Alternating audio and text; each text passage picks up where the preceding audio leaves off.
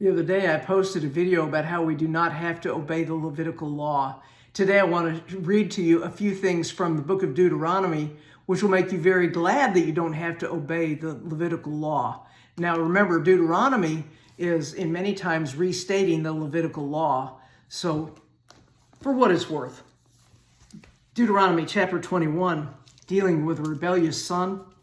If you have a rebellious son, you take that son to the elders, and you go and you say that this son of ours is stubborn and rebellious, refuses to obey, he's a glutton and a drunkard, then all the men of the town must stone him to death. In this way you will purge this evil from among you, and all Israel will hear about it and be afraid. Can you imagine taking your own son that you love very much, even though he's rebellious and a drunkard, and having him stoned to death, and you being the one that causes it, that turns him over to the authorities? Yeah, that's required in the law.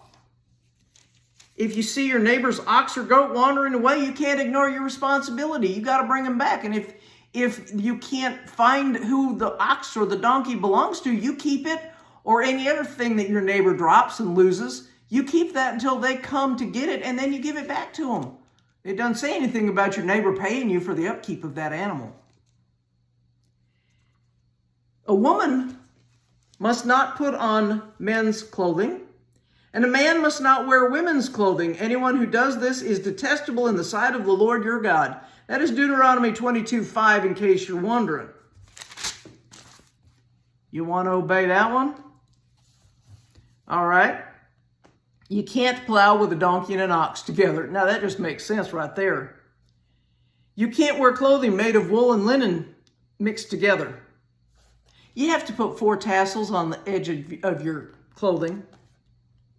Now, there's a lot of regulations in chapter 22 about women and men and committing adultery. If a man is discovered committing adultery, both he and the woman must die. In this way, you will purge this evil from Israel. What if a man meets a young woman, a virgin who's engaged to be married, and has his way with her?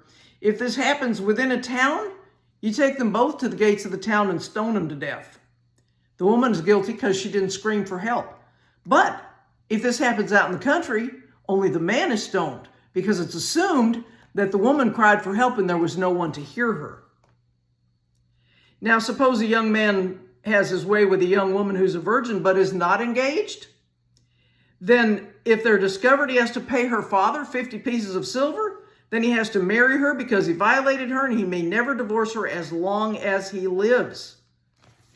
That's just a few of the laws that are listed in Deuteronomy that we do not have to obey. Now, I will just make this one proviso. A lot of the laws in this country, in the United States of America, are based on Levitical law. I'm not saying that the laws are bad or that you shouldn't obey the law. I'm just saying that unless it's a law made in the United States of America or whatever country you live in, you don't have to obey the Levitical law. I hope that clears it up. I'll talk to you soon.